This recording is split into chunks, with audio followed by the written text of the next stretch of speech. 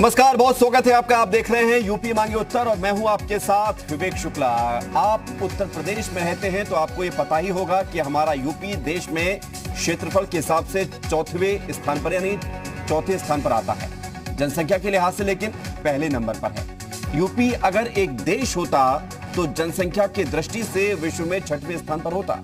ये आंकड़े बताने के लिए पर्याप्त है कि यूपी में जनसंख्या नियंत्रण कितना जरूरी है और इसलिए योगी सरकार 2 दिन बाद इस पर नीति पेश करने जा रही है। मकसद यही है कि जनसंख्या को काबू में लाया जा सके। हम दो हमारे दो के नारे पर ना सिर्फ अमल करना है बल्कि इससे आगे भी बढ़कर सोचना होगा। लेकिन सवाल यह है कि जनसंख्या नियंत्रण की बात होती है तो इसमें धार्मिक एंगल ढूंढा जाता है, इसमें राजनीति शुरू हो जाती है, हिंदू मुस्लिम वोट बैंक शुरू हो जाता है। आखिर क्यों? सवाल यही है। तो और आखिर कब तक सीमित संसाधन पर बेतहाशा बढ़ती हुई भीड़ का दबाव बढ़ता रहेगा? आज चर्चा इसी बात की कि मूल मुद्दे में भी वोट बैंक की राजनीति क्यों होती है। चर्चा की शुरुआत करेंगे, उससे पहले ये रिपोर्ट देखिए।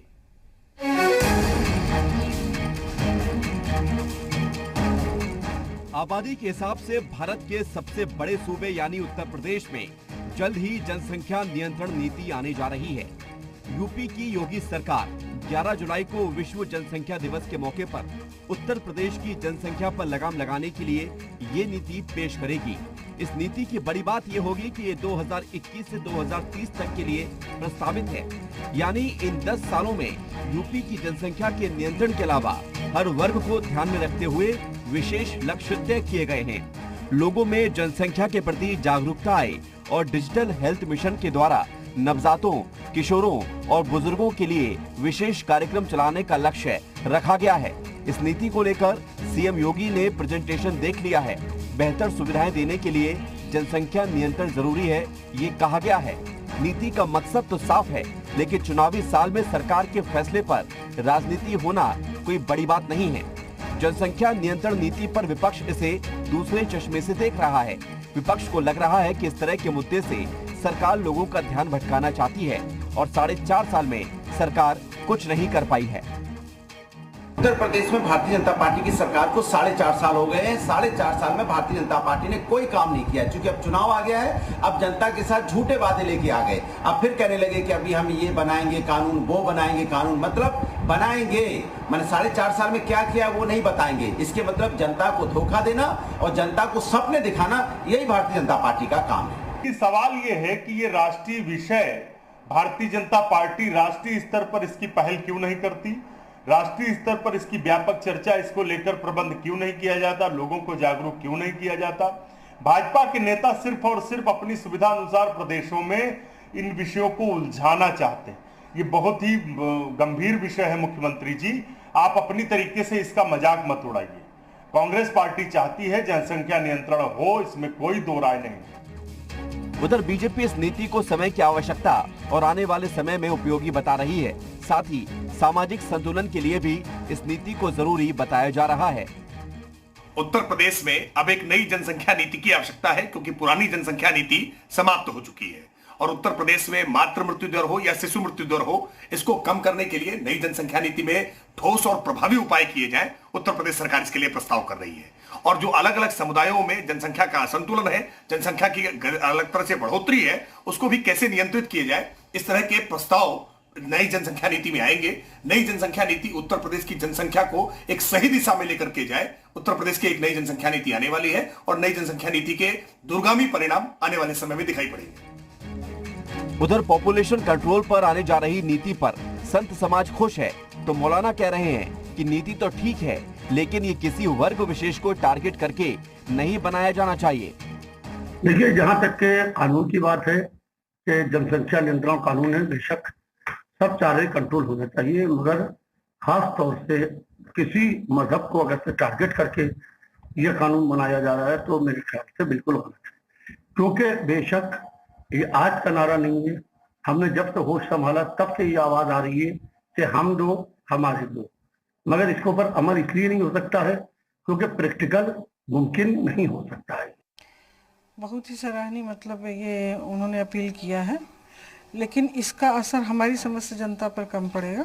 कारण क्या है कि जो शिक्षित जनता है वो तो मान जाएगी, लेकिन जो शिक्षा से परे वो नहीं मानेगी। एक तो एक कौम है कि जो मानता नहीं है, 2-2 3-3 शादियां करता है। कुल मिलाकर जनसंख्या नियंत्रण की नीति पर समर्थन कम और संशय ज्यादा नजर आता है, लेकिन सोचना हम सबको मिलकर है कि संसाधन सीमित हैं और यूं ही लगातार जनसंख्या बढ़ती गई तो हमारे अपने क्या करेंगे, क्या खाएंगे और कैसे रहेंगे। सवाल ये भी है कि राजनीतिक दल वोट बैंक की राजनीति से ऊपर उठकर आखिर कब प्रदेश और देश के बारे में सोचेंगे। ब्यूरो रिपोर्ट, जी मीडिया। जी हाँ, तो आज जनसंख्या नियंत्रण को लेकर उत्तर प्रदेश कई सारे सवाल पूछ रहा है और उन सवालों के जवाब को टटोलने की कोशिश करते हमारे साथ एक बड़ा पैनल जुड़ रहा है। सबसे पहले आपको रूबरू कराते हैं, अशोक पांडे बीजेपी प्रवक्ता हमारे साथ जुड़ रहे हैं, कपीश श्रीवास्तव समाजवादी पार्टी के प्रवक्ता हमारे साथ जुड़ रहे हैं, सचिन रावत कांग्रेस के प्रवक्ता हमारे साथ जुड़ रहे हैं, मौलाना इश्तियाक कादरी हमारे साथ जुड़ रहे हैं, मुस्लिम धर्मगुरु हैं आप, साध्वी गीतांबा तीर्थ संस्थापिका हैं श्री दुर्गा मातृ छाया शक्तिपीठ की, ये भी हमारे साथ जुड़ रही हैं। बहुत स्वागत आप सभी का हमारे साथ जुड़ने के लिए, आपका हम स्वागत करते हैं। और पहला सवाल अशोक पांडे जी आपसे करते हैं। विपक्ष ये पूछ रहा है कि 4.5 साल निकल गए, तब आपको इस नीति, इस कानून, इस समस्या पर याद क्यों नहीं आई? आप कह रहे हैं कि हम करेंगे, करने जा रहे हैं, 4.5 साल में नहीं किया और अब चुनाव आ गए हैं तो आप लोगों को भटकाना चाहते हैं। देखिए, आपको बता दें कि 4.5 साल हमने अनेक इस तरह के कानून बनाए जो आम जन के लिए फायदेमंद हो।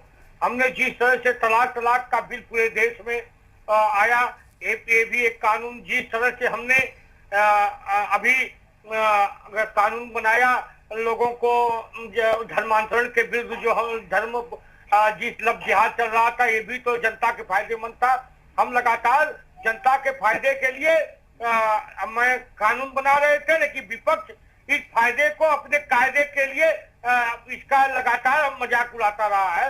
ये आज सबसे बड़ी आवश्यकता है हिंदुस्तान में, उत्तर प्रदेश में जनसंख्या सबसे बड़ी समस्या है। अगर जनसंख्या नियंत्रण हो जाए तो निश्चित है अंतिम आदमी तक भोजन पहुंचने लगे, युवाओं को नौकरी मिले, लोगों को सारी व्यवस्था हो जाए। निश्चित तौर पे सबसे बड़ी समस्या है। उस समस्या के निदान के लिए हम लोग आए हैं। निश्चित तौर पे जैसे हर समस्या का समाधान हमारी पार्टी की सरकार ने की है, इसका भी समाधान हम ही करेंगे, इसमें कोई दो राय नहीं है। ठीक है, मौलाना इश्तियाक कादरी जी, सवाल मेरा अब आपसे, हम दो हमारे दो, क्या यह संभव नहीं है? क्योंकि हमने जब रिएक्शन मंगाया, जानने की कोशिश की, तो एक धर्मगुरु बता रहे हैं कि यह संभव नहीं है। क्यों नहीं है संभव?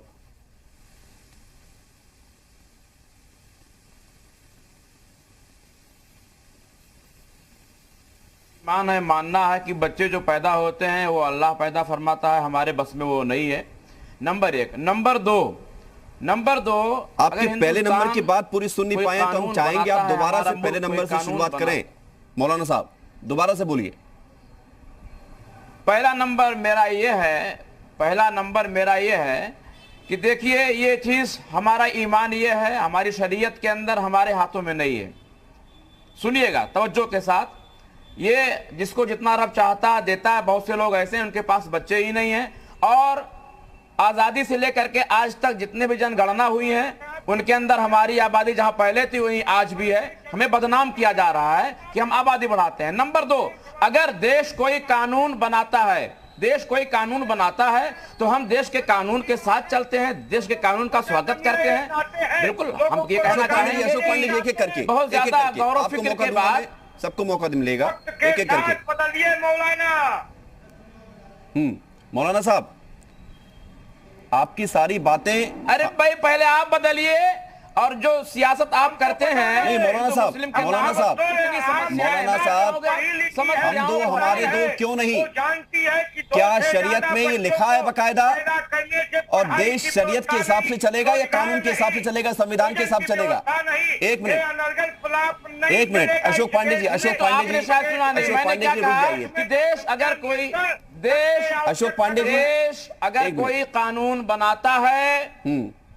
अगर कोई कानून बनाता है, तो हम हिंदुस्तानी मुसलमान देश के कानून से बाहर नहीं जाते हैं, फिर हमारे उलमा बैठेंगे आपस में उसके बारे में गौर फिक्र करेंगे, हम उसका स्वागत करेंगे। हम देश के कानून से ऊपर नहीं है। लेकिन इसी हिंदुस्तान के अंदर गालिबन मणिपुर या मिजोरम से आवाज आती है जो 2 से ज्यादा बच्चे पैदा करेगा उसको इनाम दिया जाएगा। तो अगर तो वहां उसकी जरूरत है तो केंद्र से होनी चाहिए, जहां जैसी जरूरत है। अगर वैसी आवाज आती है तो उस हिसाब से काम होता है। चुनाव से पहले मौलाना साहब चुनाव का चश्मा उतारिए अपने नजरों के सामने से। आप चुनाव में खड़े नहीं होने जा रहे हैं। आप चुनाव लड़ते हैं क्या? नहीं लड़ते ना? लड़ते नहीं, लड़ते तो हैं, वोट देते हैं। अरे आप वोट देते हो ना, तो वोट इस पर दोगे कि किसने आपके परिवार का नियोजन कराया है, उसको वोट नहीं दोगे आप। समय की जरूरत क्या है इसको नहीं देखोगे आप। एक मिनट अशोक पांडे जी, अशोक पांडे जी, अशोक पांडे जी, थोड़ा सा मैं रोकूंगा आपको। हमारी शरीयत में 2 या 3 बच्चे अरे शरीयत में जो लिखा है उसको ठीक है, उसको सभी आप सारे फैसले शरीयत के हिसाब से करते हैं ना मौलाना जी। पहले पूरी बात तो आप सुनेंगे, पूरी बात आप लोग सुनते नहीं है, नहीं तो मत बुलाया करें आप। पहले पूरी बात हो जाने दे। पांडे जी को रोके प्लीज। पांडे जी को रोक दिया, बताइए पूरी बात क्या कह रहे हैं, मची हुई है, बताइए क्या कह रहे हैं पूरी बात।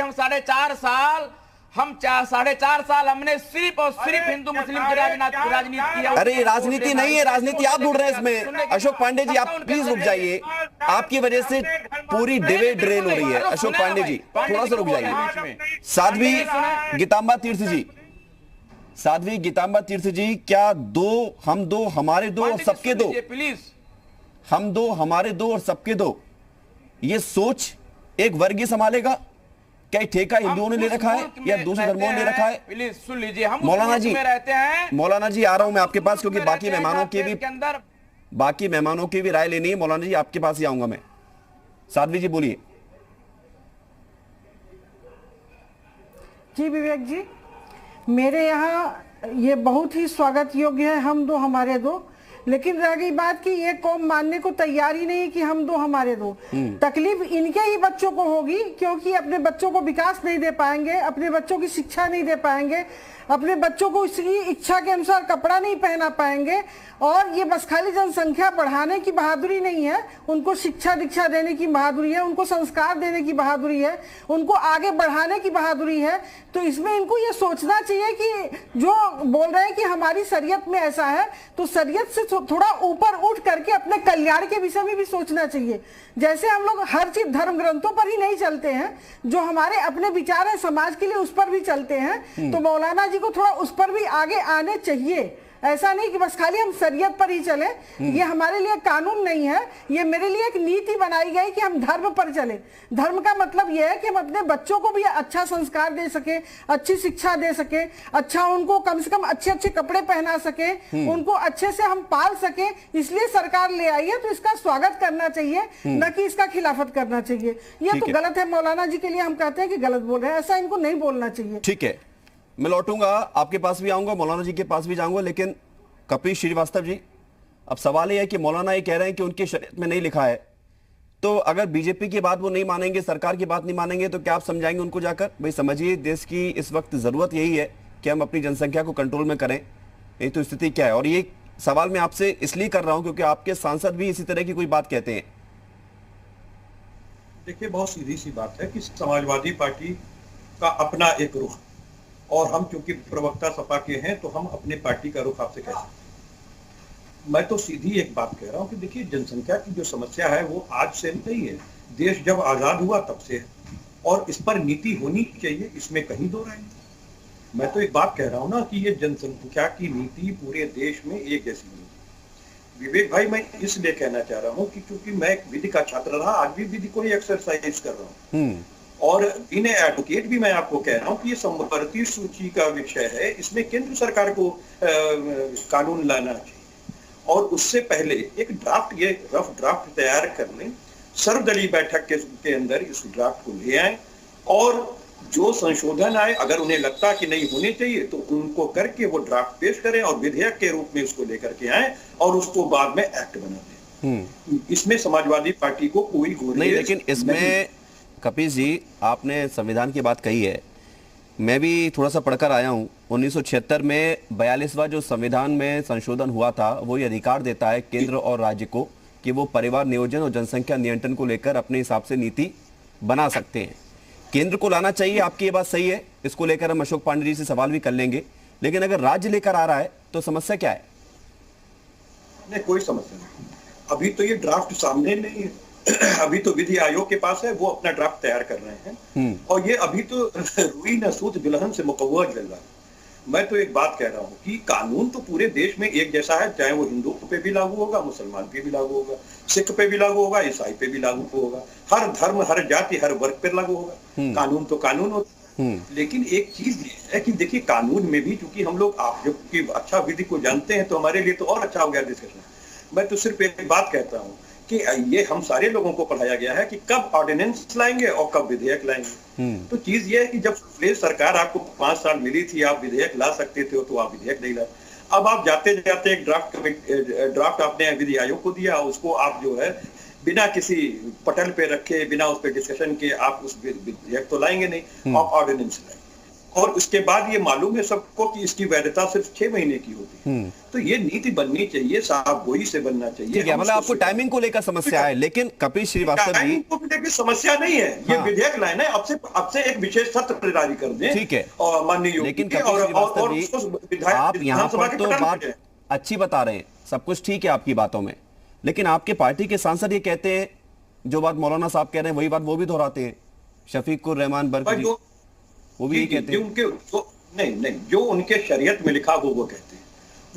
वो एक धर्म विशेष के लोग ही अपनी आस्था के विषय को कह सकते हैं, कपिल श्रीवास्तव नहीं कह पाएंगे। मैं तो सनातनी व्यक्ति, मैं तो कपीश हूँ, मैं श्रीवास्तव हूँ, मैं नहीं कह पाऊंगा। देखिए, ये जिसके धर्म का पुनरुद्धार कौन लाता है? पुनर्जागरण काल हम लोगों ने इतने पढ़े, भक्ति काल से लेकर के सब कुछ, और आपने देखा होगा कि ये सारे पुनर्जागरण उन्हीं धर्म और जाति के लोगों के बीच में आए हैं और उन्हीं लोगों के द्वारा लाए गए। लेकिन तो मैं उनके लिए नहीं कह सकता। कानून सरकार अगर इस तरह का सोचेंगे, आप कह रहे हैं कि सर्वदलीय बैठक बुलानी चाहिए, सर्वदलीय बैठक बुला ली जाएगी, उस पर चर्चा होनी चाहिए, बात ठीक भी है, लेकिन अगर प्रतिनिधि इस तरह से बात करेंगे, जनता के जो प्रतिनिधि हैं वो ये कहेंगे कि हमारी शरीयत में लिखा हुआ है, वो शरीयत के हिसाब से यदि सोचेंगे तो फिर बात तो वहीं खत्म हो जाएगी ना। फिर वो सर्वदलीय बैठक का मतलब क्या रह गया? भाई, बहुत अच्छा लग रहा है आपके साथ डिस्कशन में। शायद मैं आपको खुली तारीफ कह रहा हूँ कि कम से कम आप प्रश्न कर रहे हैं तो उत्तर भी ले रहे हैं।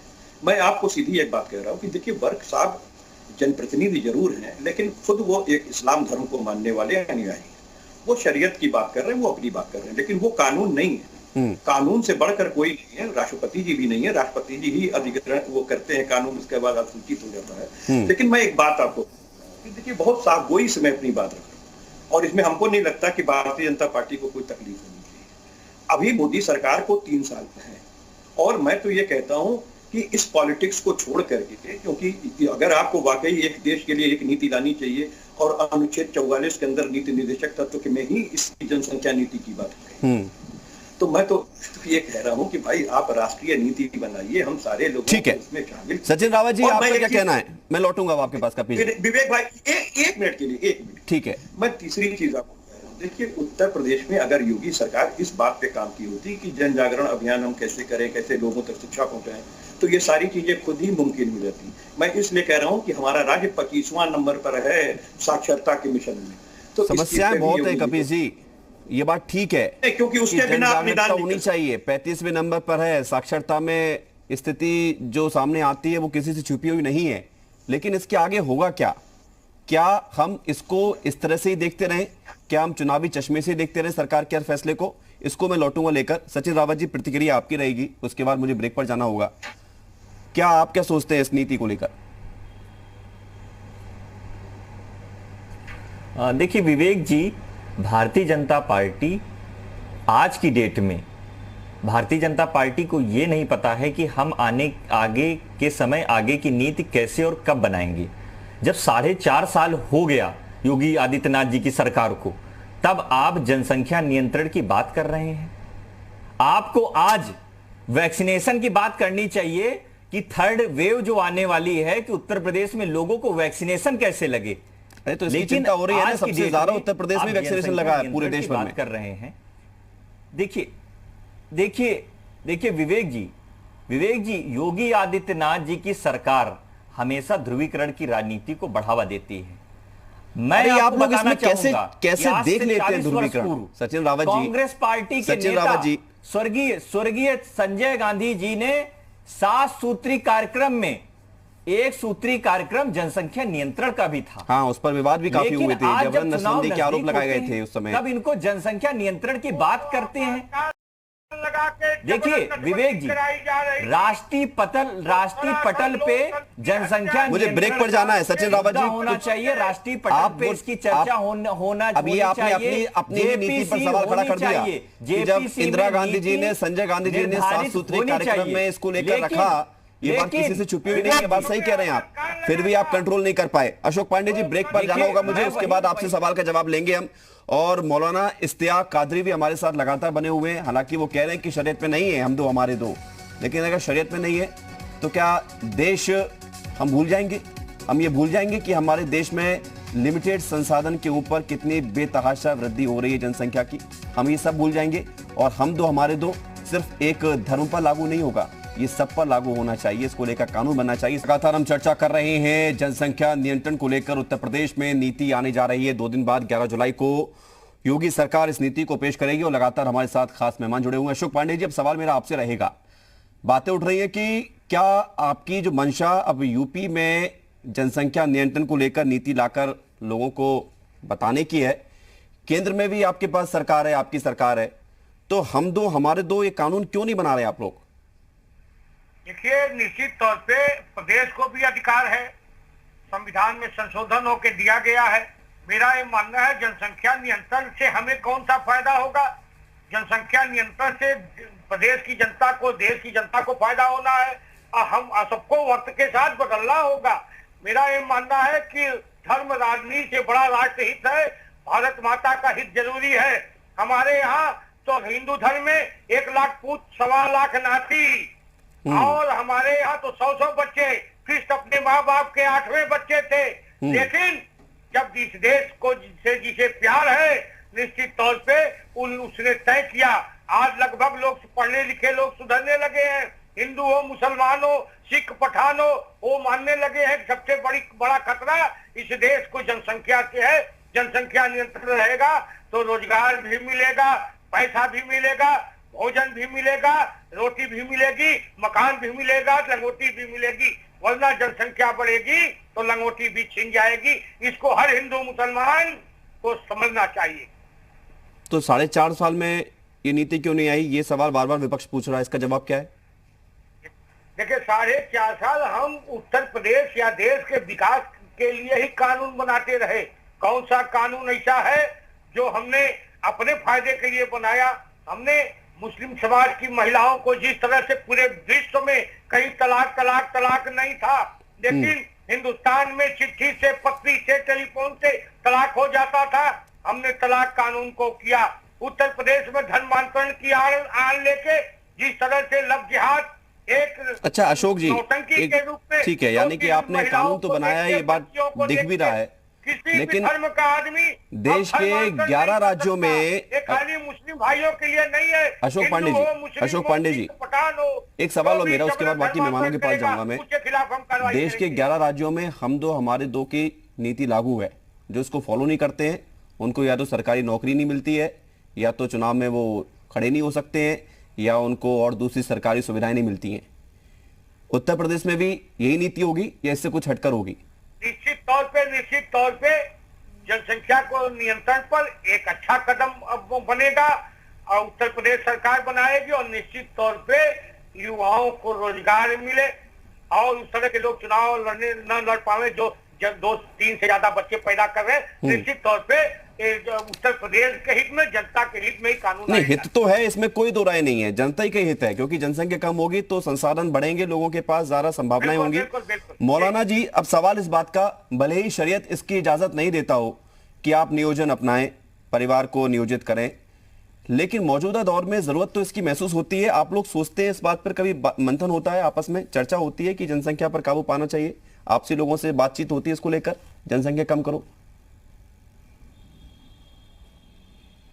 विवेक जी, मैंने पहले ही कह दिया है कि देखिए, हमारे यहाँ शरीयत में हमारा जो ईमान है, और आप भी इस बात को मानते हैं कि औलाद ये हमारे हाथ में नहीं है, अल्लाह या जिसको आप याद करते हो वो देता है। नंबर 1, अभी जो आपने कहा, मैंने देता वो है कि अगर लेकिन कब देगा ये तो हमारे हाथ में है ना मौलाना साहब। उस कानून का भाई स्वागत करेंगे।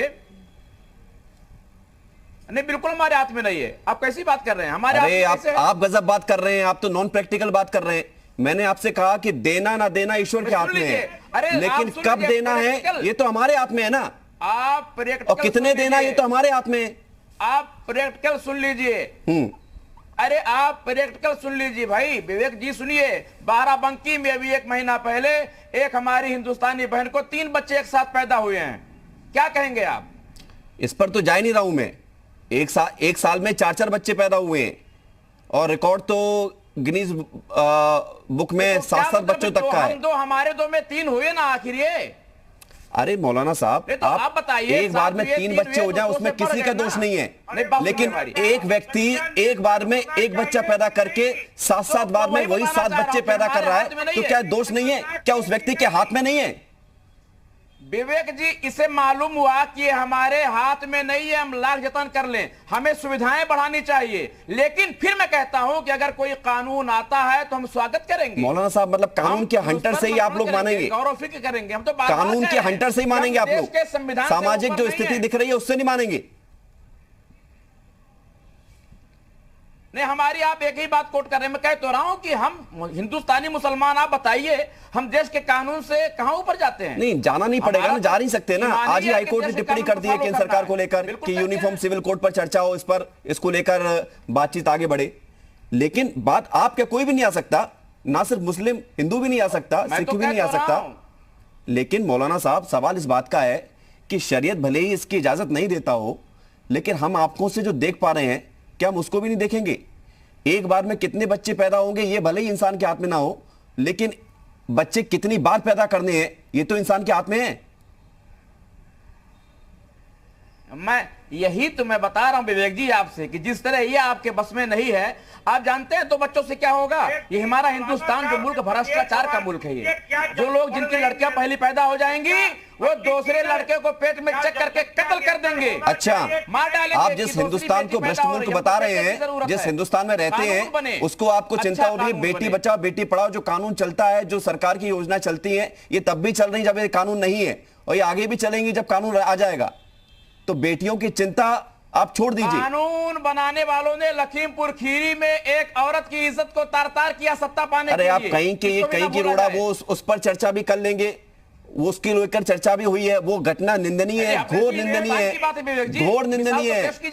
उस घटना को घोर निंदनीय हम कह रहे हैं। अशोक पांडे जी आप बोलिए, सचिन रावत जी उसके पास आता हूं, उसके बाद मैं साध्वी जी के पास आऊंगा। अशोक जी बोलिए। सत्ता में रहने वालों ने और सत्ता बनाने वालों ने ही किया इस काम को। विवेक जी, मेरा मौलाना से बस यही प्रश्न है, क्या बढ़ रही जनसंख्या देश के लिए खतरनाक है कि नहीं? नंबर 2, क्या जनसंख्या नियंत्रण होनी चाहिए कि नहीं?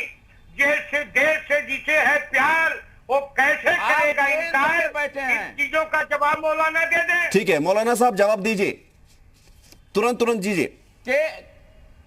केंद्र में आप हैं, केंद्र में आप हैं, यूपी के अंदर आप हैं। 4.5 साल गुजर गए। मौलाना साहब एक बात मैं आपको बता दूं, एक बात मैं आपको बता दूं, मौलाना साहब एक बात मैं आपको बता दूं, आपको जो दिक्कत हो रही है कि केंद्र में कानून आए उसके बाद हम फिर नियोजन शुरू करें, इसको आप अगर समाज में आप कहते हैं ना कि देश आपका भी है और देश है आपका, कोई सवाल नहीं है इस पर, तो अगर आपका देश है, आपका समाज है, आपका धर्म है, आपका मोहल्ला है, तो अपनी चीजों को तो संभालिए ना। आपके घर में कमाने वाला एक ही पैदा हो जाएंगे 10 तो कैसे चलाएंगे घर अपना, बताइए। संभाले ना होते तो आजादी के बाद जिस तरह हमारी जनसंख्या हमारी जो पहले थी वही आज भी है। अरे कहां पहले थी आपकी, आज है? आजादी के समय देश की कुल जनसंख्या 30 करोड़ थी, आज आपकी संख्या कम से कम 22 से 25 करोड़ के आसपास है पूरे देश भर में, और आप कह रहे हो जो आजादी के समय थी वो आज है।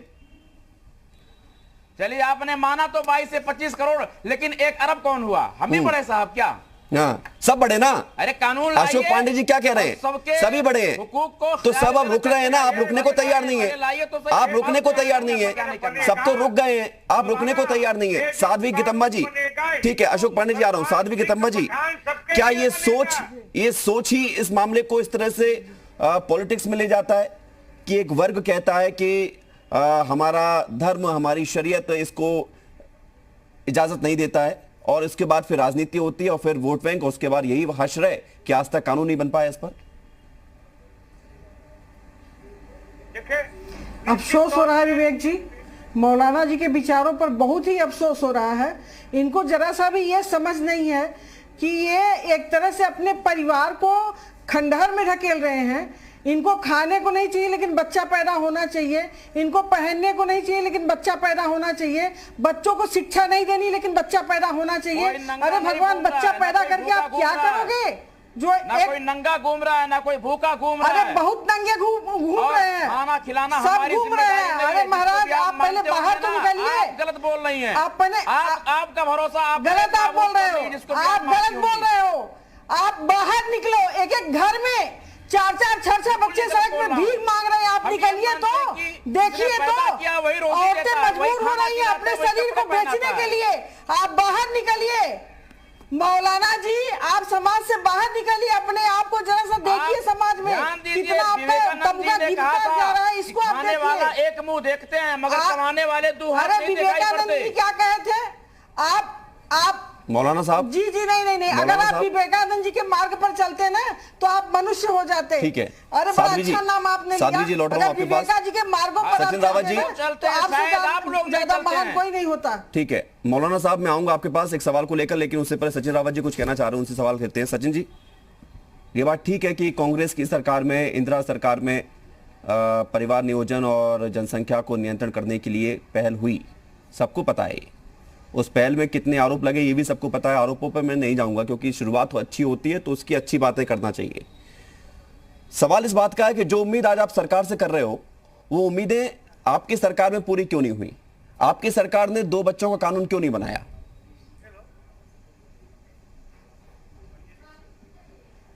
देखिए विवेक जी, सबसे पहली बात जो आपने बताई है वही मैं कहना चाहूंगा कि हम दो हमारे दो का नारा तत्कालीन पूर्व प्रधानमंत्री स्वर्गीय इंदिरा गांधी जी ने दिया था। लेकिन आज की डिबेट से मुझे प्रैक्टिकल बातें जो समझानी चाहिए और जो समझनी चाहिए वो नहीं हो पाई, क्योंकि आप भी देख रहे हैं डिबेट में जैसे पोलराइज किया जा रहा है, जो हमारे दर्शक देख रहे होंगे कि हिंदू मुस्लिम कराने की जो साजिश की जा रही है। कोई नहीं करा। मैं कहना चाहता हूं कि जनसंख्या वृद्धि का नहीं हो रहा है और जनसंख्या नियंत्रण, देखिए मैंने सवाल नहीं पूछे क्या? विवेक जी, गलत आरोप लगा रहे हैं। जनसंख्या नियंत्रण का कानून बनना चाहिए, लेकिन जनसंख्या नियंत्रण का कानून 4.5 साल बाद क्यों याद आया? आप राजनीति पटल पर सेंट्रल पे जेपीसी कराइए, ज्वाइंट पार्लियामेंट्री बैठक कराइए, सर्वदलीय बैठक कराइए, आप कानून बनाइए, हम लोग आपके साथ में हैं। लेकिन आप जिस तरह से अशोक पांडे जी, मौलाना साहब बैठ करके यहाँ पे पोलराइज खेल रहे हैं। अब उत्तर प्रदेश की जनता इनके, अच्छा आप एक बताइए, आप अशोक पांडे जी के विचारों से सहमत हैं या मौलाना जी के विचारों से सहमत हैं? हो चुका है सचिन रावत जी, जब उजागर हो चुका सचिन रावत जी, तब योगी आदित्यनाथ जी सवाल सुनिए, पीछे जाते हैं। आप किसके विचारों से, प्रभावित हैं, पांडे जी के या मौलाना जी के? नहीं दे पाए तब आप जनसंख्या नियंत्रण कानून की बात कर रहे हैं। ठीक है, आपको किसकी बात अच्छी लग रही है? प्रैक्टिकल विवेक जी, वही मैं कहना चाहूंगा कि जनसंख्या नियंत्रण का कानून योगी आदित्यनाथ जी को आज क्यों याद आया? इससे पहले योगी आदित्यनाथ जी रोजगार नहीं दे पाए। इस पर काम लगातार चल रहा है, ऐसा नहीं है कि कल रात को ये कानून बना दिया और आज आपसे हम चर्चा करने लगे। रोजगार देने की बात में आए तब आप अभी बीच में कोरोना में कानून लाते तो आप ही लोग चिल्लाते कि यहाँ आदमी कोरोना से मर रहा है और आपको कानून की पड़ी है। कितना बर्बाद करेंगे, कितना बरगलाएंगे, लेकिन उत्तर प्रदेश की जनता अब देख रही है। ठीक है, आप लोग जो है सचिन रावत जी एक सवाल का जवाब दीजिए, अपनी बात लगातार मत दोहराइए।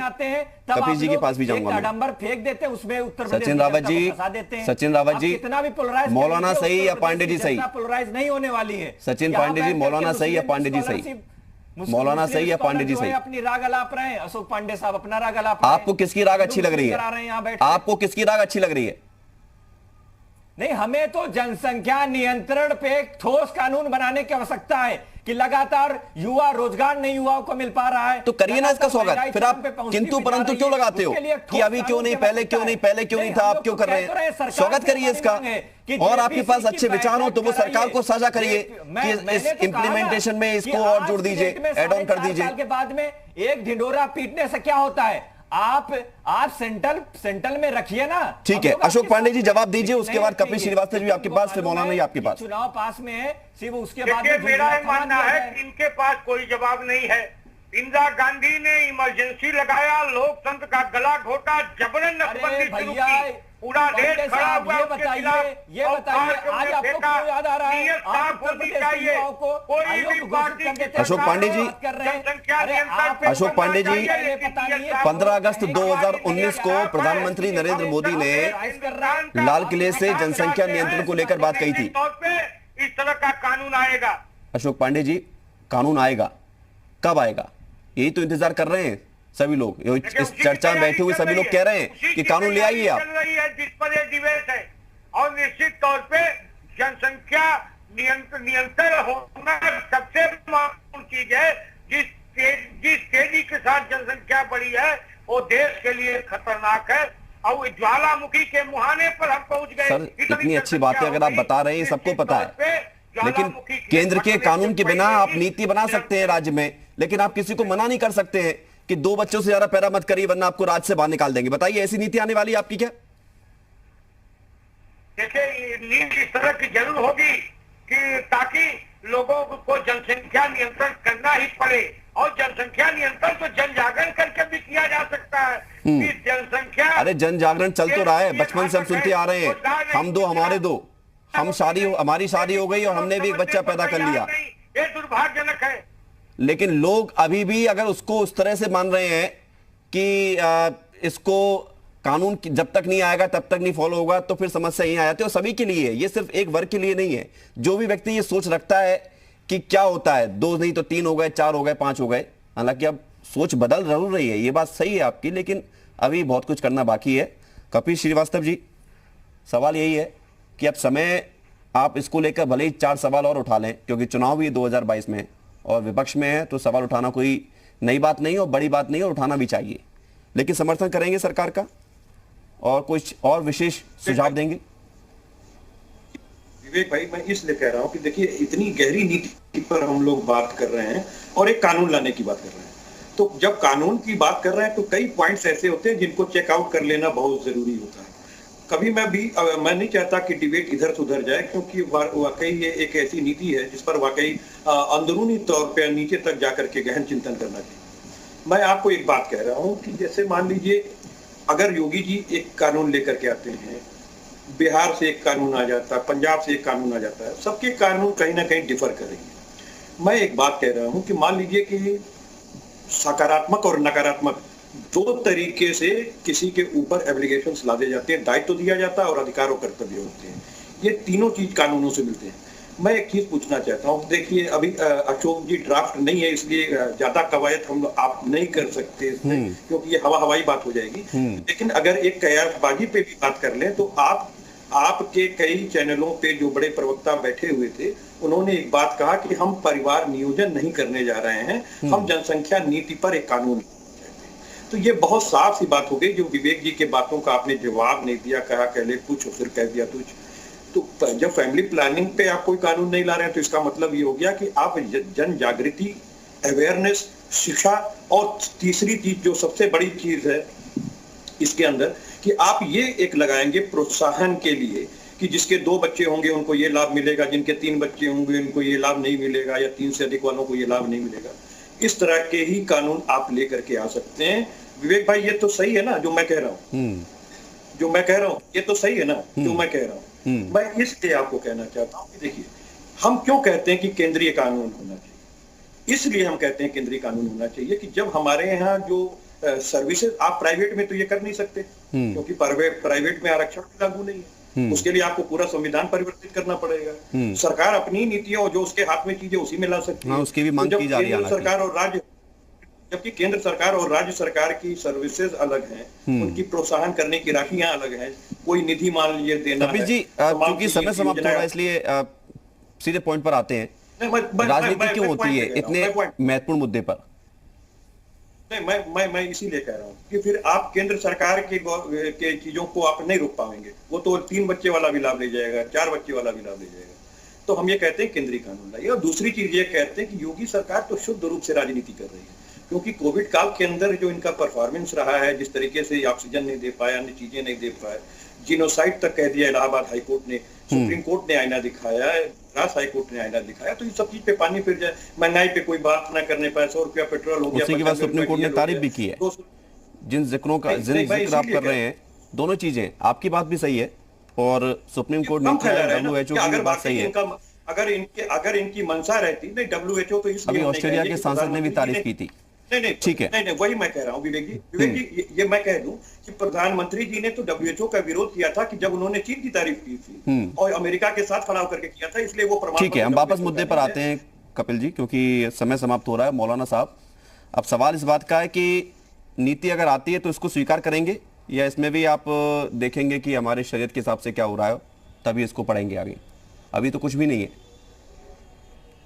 आपने विवेक जी सारी बात हमारी सुनी नहीं। हमने पहले ही कहा है कि हमारी शरीयत में हमारा ईमान यह है कि जो देता है हमारा रब देता है, लेकिन अगर देश कोई कानून बनाता है तो बिल्कुल हमने हमेशा देश के कानून का सम्मान किया है, उसी के मुताबिक हम चले हैं और चलते रहेंगे। जब कोई कानून बन जाएगा, सामने आएगा, तो फिर उस पर विचार किया जाएगा, गौर किया जाएगा। हम देश के कानून मतलब विचार करेंगे, गौर करेंगे, उसके बाद फिर सोचेंगे कि इसको फॉलो करना है या नहीं करना है। कि कानून बने, आने दीजिए, देखा जाएगा ना, फिर गौर किया जाएगा उस पर। पता है आपको मौलाना साहब, हमारे पास 2 लोगों के रिएक्शन आए थे जो मुस्लिम धर्मगुरु थे। एक ने कहा कि कानून अच्छा है लेकिन एक वर्ग विशेष को टारगेट नहीं करना चाहिए, और एक ने कहा कि ये राजनीति से प्रेरित है, ये वर्ग विशेष को टारगेट करने के लिए। उन्होंने मतलब एक भी चीज अच्छी नहीं बताई।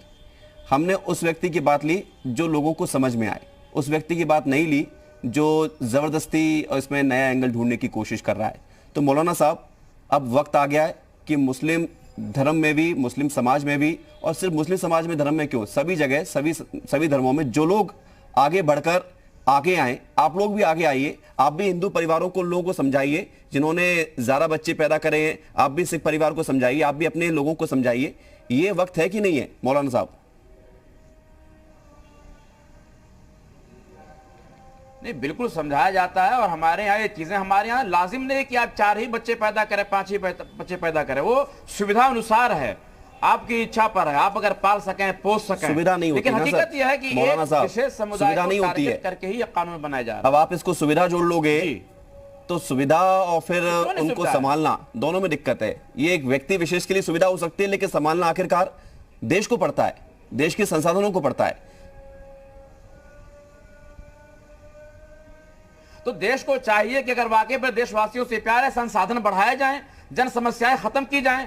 आप स्कूल बढ़ाने के बजाय बच्चे कम करने की बात कर रहे हैं। आप जरा सोचिए, बढ़ा जाएंगे, पानी कम हो रहा तो आप नई नदी पैदा कर देंगे कि भाई कानून बनेगा, पानी कम हो रहा नई नदी पैदा कर देंगे। हवा पॉल्यूटेड हो रही है, नई हवा ले आएंगे आप। जमीन खत्म हो रही है, नई जमीन किराए से ले लेंगे। क्या क्या कहा आपने? मैं कह रहा हूं प्राकृतिक संसाधन तो सीमित है ना। पानी खत्म हो जाएगा, नई नदी थोड़ा लगा लेंगे आप। हवा कमजोर हो रही है, खराब हो रही है, नई हवा थोड़ा ना किराए से ले लेंगे। नहीं, क्या कह रहे हैं आप? आवाज आपकी साफ नहीं आ रही। ठीक है, अब आवाज साफ नहीं आ रही, लेकिन समय समाप्त हो गया, अब आगे आप बात भी नहीं कर सकता। मैं बहुत बहुत धन्यवाद आप सभी का हमारे साथ जुड़ने के लिए। और मकसद यही था इस चर्चा का कि नई नीति पर चीजें सार्थक होकर निकले। विपक्ष राजनीति इस मामले में इस तरह से कर रहा है कि टाइमिंग को लेकर, चुनाव है अगले साल, तो विपक्ष को लग रहा है कि लोगों को दूसरे मुद्दे पर भटकाने के लिए कोशिश की जा रही है। लेकिन मूल मुद्दा यही है कि जनसंख्या को काबू में लाना पड़ेगा। नहीं लाएंगे तो सभी लोग बेकाबू हो जाएंगे, उनकी हालत खराब हो जाएगी। और यही सोच के साथ ये नीति आने जा रही है। नीति पर देखना होगा कि सरकार क्या कुछ बंदिशें लगाती हैं। अगर 2 से ज़्यादा बच्चे होते हैं तो हम भी आपसे ये अपील करते हैं, आप भी समझिए, हम 2, हमारे 2 और सबके 2, किसी एक के 2 नहीं, सबके 2। छोटा सा ब्रेक है, यूपी मांगे उत्तर में से।